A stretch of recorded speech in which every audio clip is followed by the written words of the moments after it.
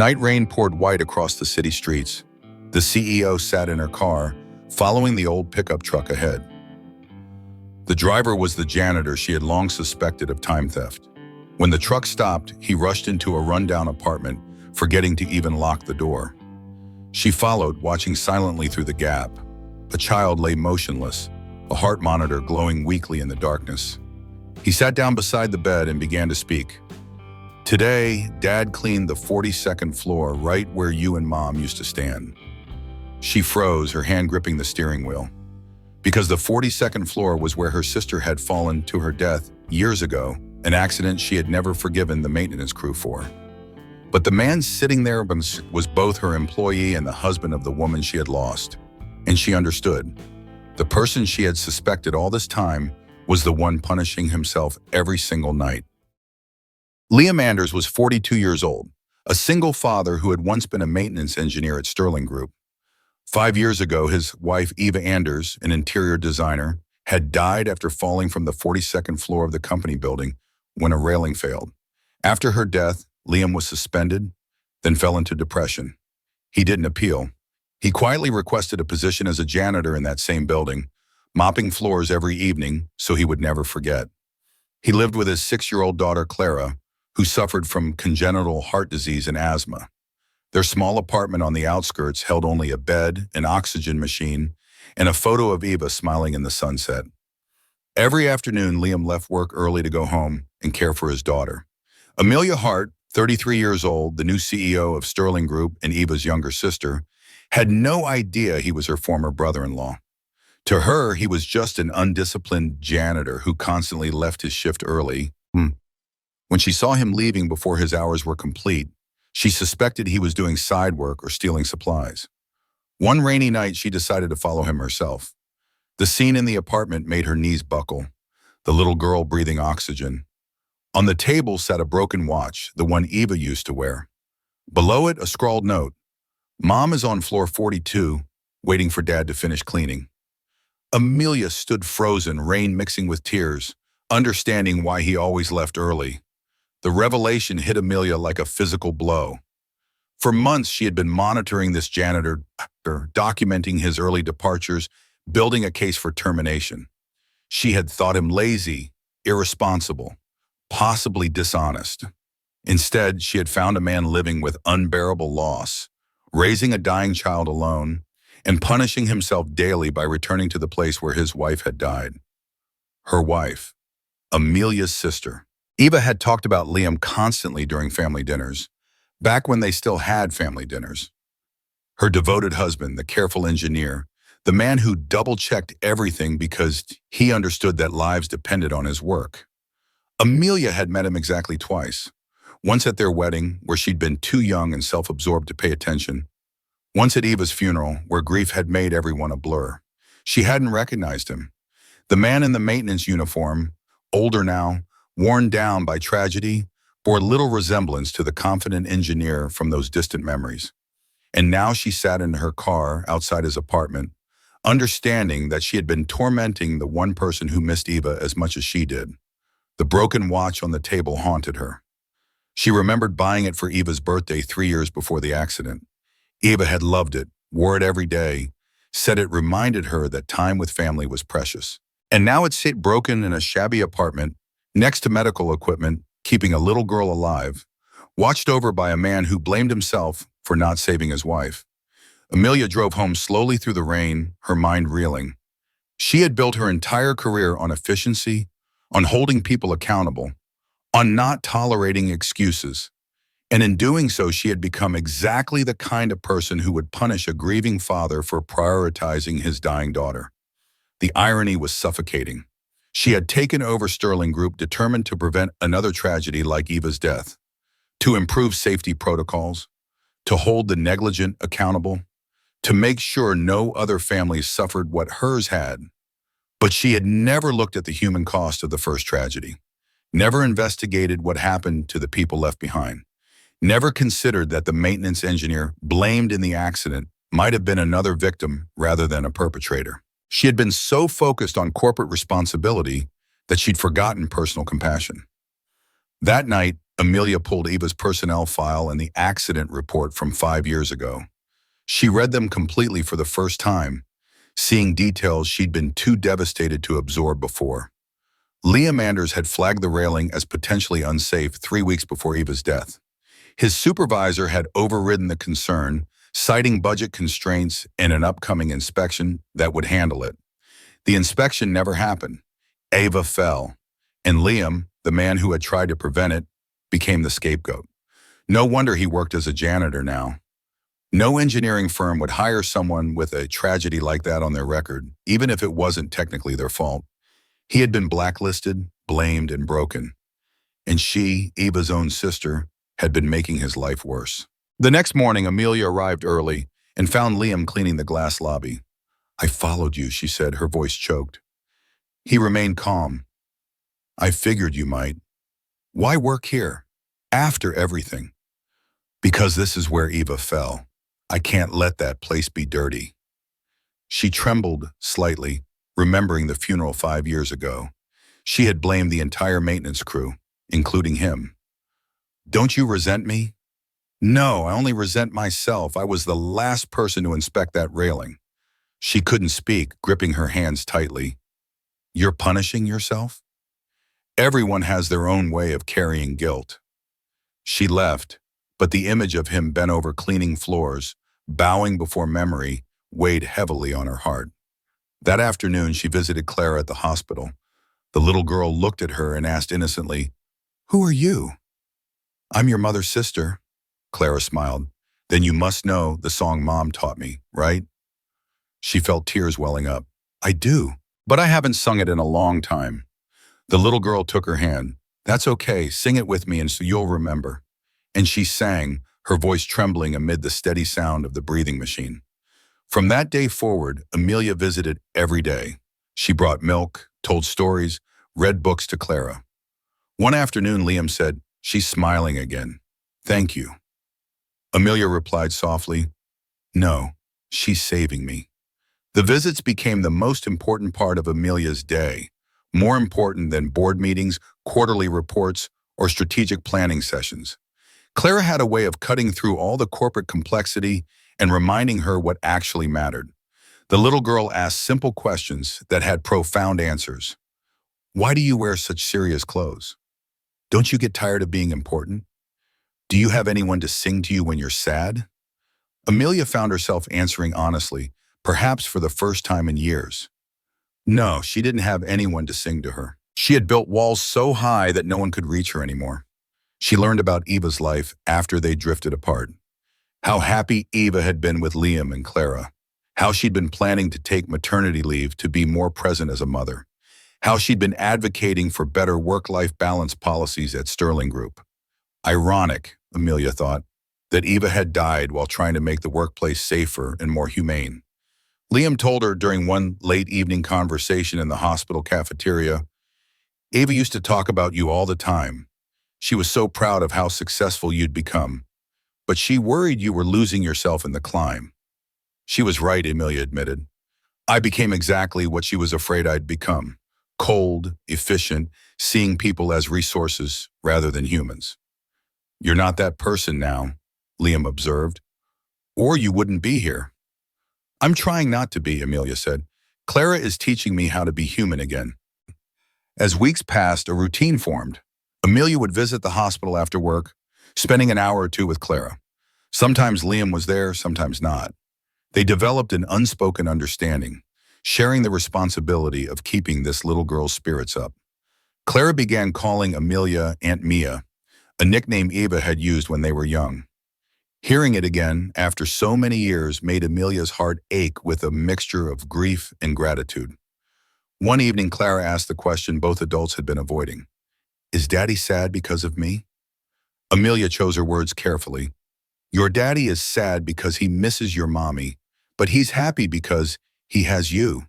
People can be both things at the same time. Are you sad and happy too?"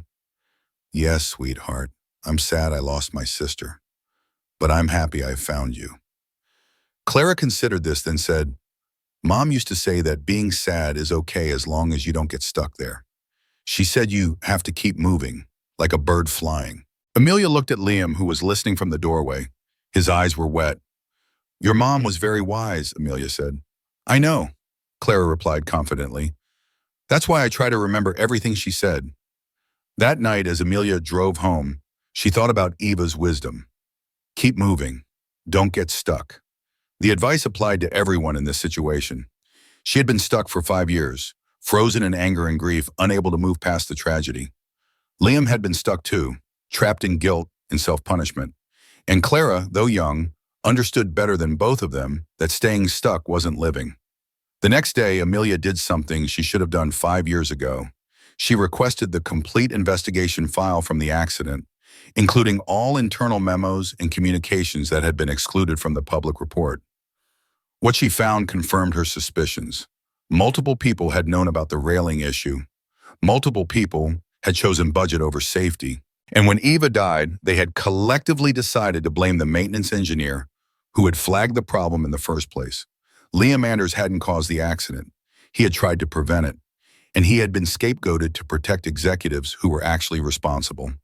Amelia sat in her office, staring at the evidence, and made a decision. This had to be made right, not just for Liam, but for Eva and for every other employee who deserved to work in a place that valued their safety over profit margins. She began making calls, first to lawyers, then to board members she trusted. It was time to tell the truth, even if it destroyed the company's reputation, even if it destroyed her career. Because Clara was right. You can't get stuck in grief or guilt or corporate image management. You have to keep moving. And sometimes moving forward means tearing down what's broken and building something better. An emergency meeting at Sterling Group. The board of directors decided to fire Liam for leaving early and violating company policy. Amelia objected, but the board said, if you defend a janitor, you'll lose credibility. She stood up. Then I choose to lose credibility. News leaked, stock prices dropped sharply, and the media attacked. Emotional CEO defends guilty party. That evening, Liam found here, you shouldn't sacrifice yourself for me. It's not for you, it's for Eva. She always believed good people shouldn't be labeled as bad. He smiled slightly. She also believed the railing on floor 42 was strong enough. They both fell silent. A week later, Clara's condition became critical. She needed emergency heart surgery. The hospital quoted an amount far beyond what he could afford. Amelia sold her luxury apartment to cover the costs. This is a debt the Hart family owes the Anders family. After the successful surgery, Liam sat outside the room, tears flowing uncontrollably. Amelia placed her hand on his shoulder. We saved that little heart. Now it's your turn to save your own. He looked at her. You followed me to find fault, but in the end, you found a reason to believe. She replied softly, Baum, believe in what?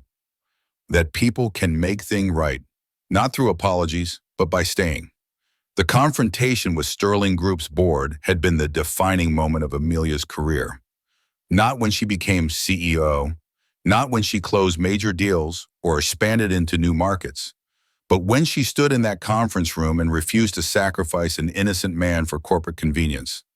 Liam Anders was blamed for an accident he tried to prevent, she had told them, her voice steady despite the fury burning inside. I have the internal communications proving that executives knew about the safety issue and chose to ignore it. If you fire him for taking care of his dying daughter, I will release every document to the press. The chairman had leaned forward, his voice cold. That would destroy the company. Thousands would lose their voices. Then maybe the company deserves to be destroyed, Amelia had replied.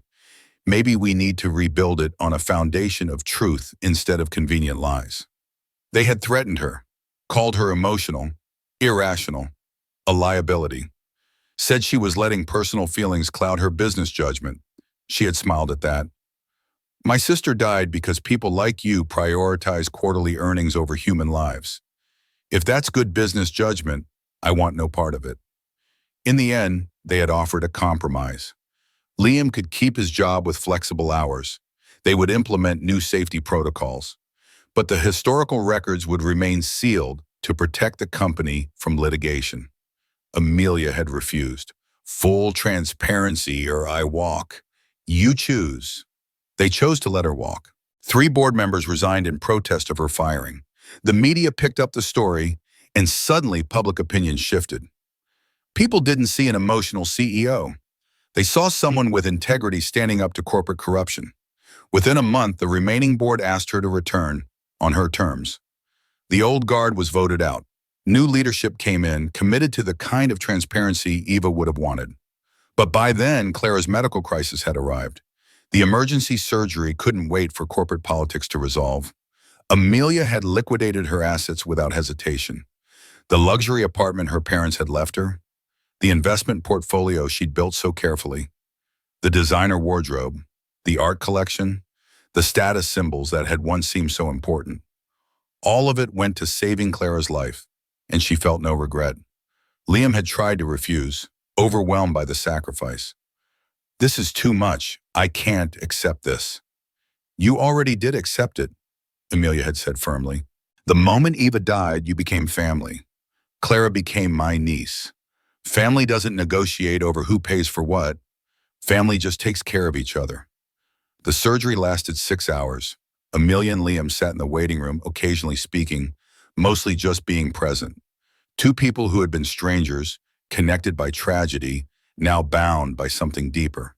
When the surgeon finally emerged and said, "She's stable," the repair was successful, they both wept with relief. In the recovery room, Clara slept peacefully, her heart now beating strong and steady. Amelia watched the monitors, seeing the rhythm that had nearly stopped, now regular and healthy. "We did it," she whispered. "We kept her here." Liam took her hand. "Thank you doesn't seem like enough." "Then don't say it. Just promise me something. Anything. Stop punishing yourself. Stop cleaning that floor like it's penance. Ava wouldn't want you living like that. She'd want you to be happy, to be present for Clara, to move forward." "I don't know if I can." "Then learn. We'll learn together. Because I've been punishing myself too, burying myself in work, becoming someone Eva wouldn't recognize. We both need to stop being stuck." Liam nodded slowly. "What do you suggest?" "We build something new, something that honors Eva's memory not through guilt, but through positive action. A place where people can heal, where they can talk about loss without shame, where they can move forward together." "Like what?" "I don't know yet, but we'll figure it out, together."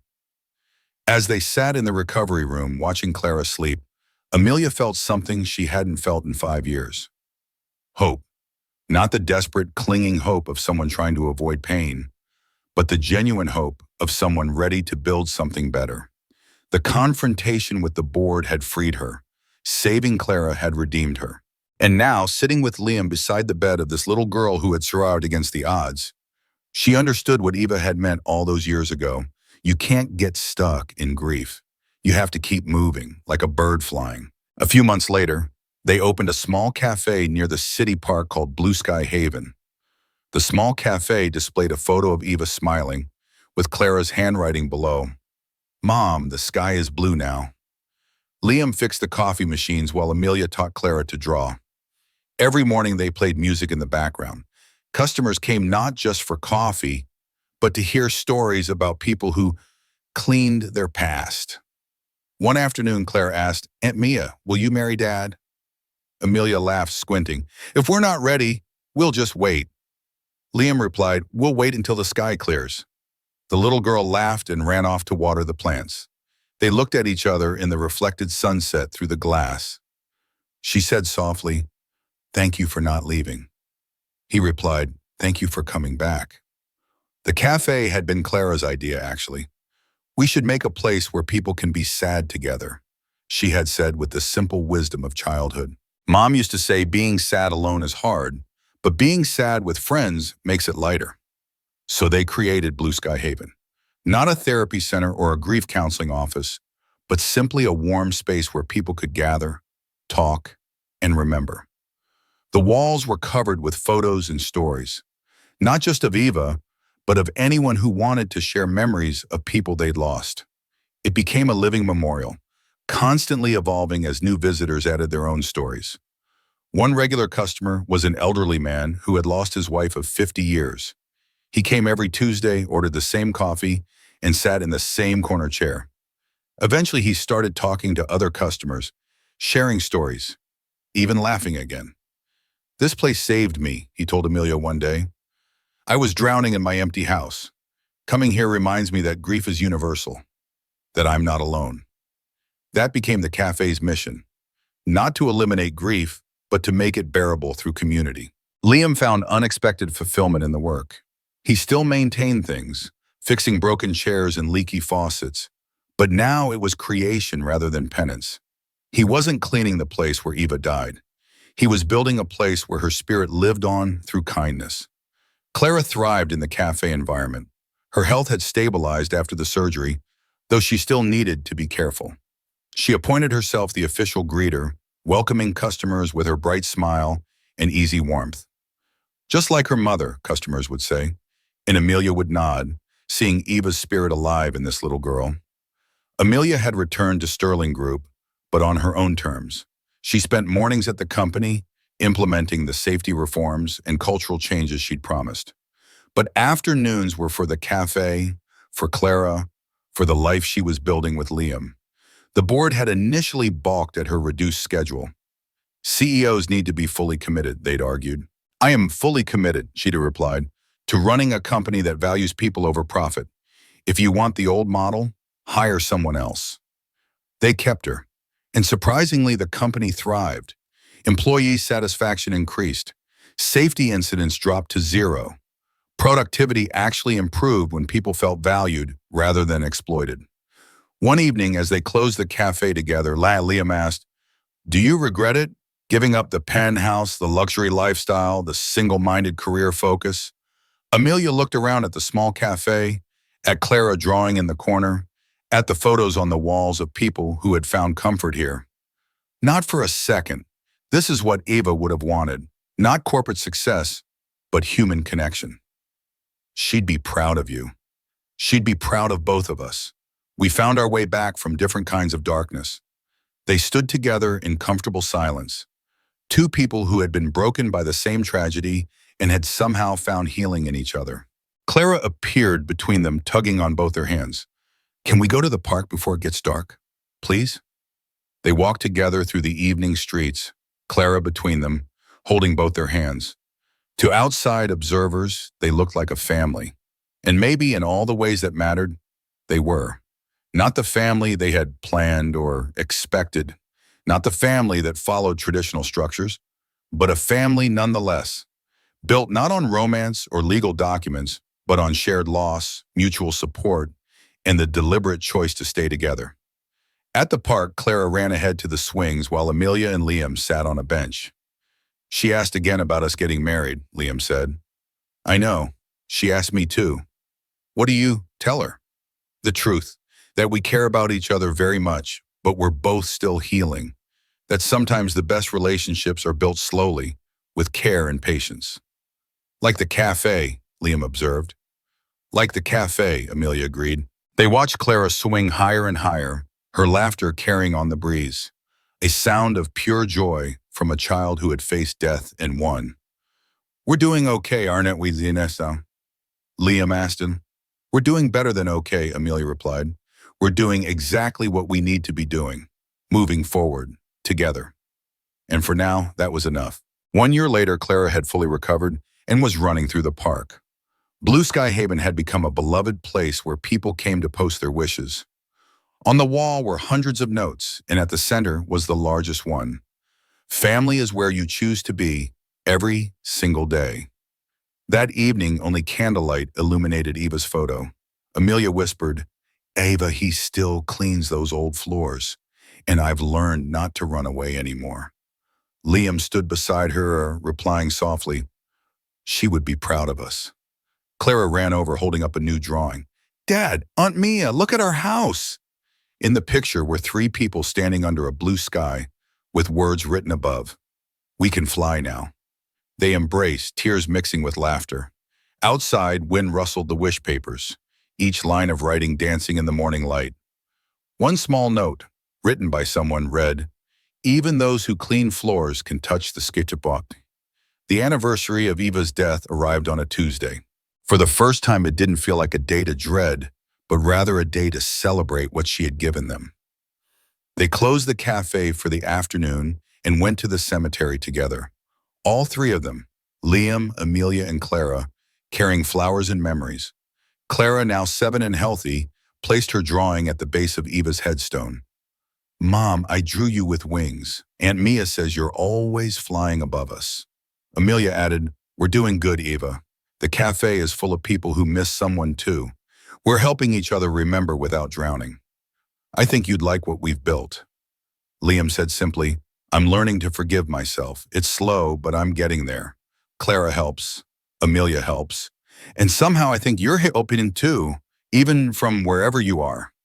As they walked back to the car, Clara between them holding both their hands, Amelia felt a completeness she hadn't known since childhood.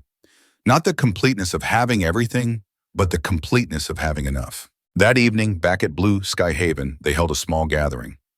Regular customers, new friends, people whose lives had been touched by this little cafe with the big heart. They lit candles, shared stories, and Clara played a simple melody on the small keyboard they'd installed in the corner. The music was imperfect but heartfelt, filling the space with gentle sound. When the last guest left and they were alone cleaning up together as had become their nightly ritual, Clara said, "This feels like home." "It is home," Liam confirmed, "but I mean the real kind of home, the kind where everybody belongs." Amelia knelt down to Clara's level. "You're absolutely right. This is the real kind of home, the kind we chose and built together. And we're a real family now." "We've always been a real family," Liam said. "We just had to find each other." Clara hugged them both, then yawned. "Can we go home now? I'm sleepy." They locked up the cafe, turned off all but the small light illuminating Eva's photo, and walked out into the cool evening air. Above them, stars were emerging in the darkening sky. Clara pointed up at them. "Look, Mom's lights are on." It was the kind of thing a child says, innocent and imaginative, but Amelia found comfort in it anyway. The idea that Eva was still there, still watching, still part of their lives even in absence. "Yes, sweetheart," she said. "Mom's lights are on." As they drove home together, Liam reached over and took Amelia's hand. Not as a grand romantic gesture, but as a simple acknowledgement of partnership, of shared journey, of two people who had found each other in darkness and chosen to walk toward light together. "Thank you," he said softly. "For what?" "For following me that night, for seeing past your assumptions, for giving us all a second chance." "No," Amelia replied. "Thank you for letting me be part of this, for trusting me after I failed Eva, for showing me what family really means." "We all needed each other," Liam said. "That's what Eva would say, that we were supposed to find each other, even through tragedy." In the back seat, Clara had fallen asleep, her new drawing clutched in her hand, 3 figures under a blue sky. "We can fly now."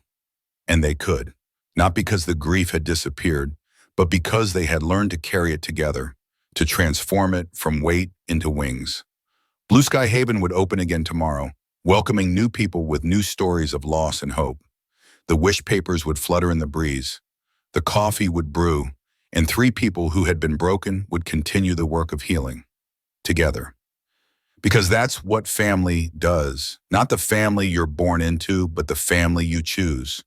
The family you build from broken pieces, held together by love, forgiveness, and the courage to keep moving forward. Even those who clean floors can touch the sky, especially them. If you believe that healing stories like this deserve to be told, leave a comment and subscribe to Strong Dad Stories. We tell the stories that should never be forgotten.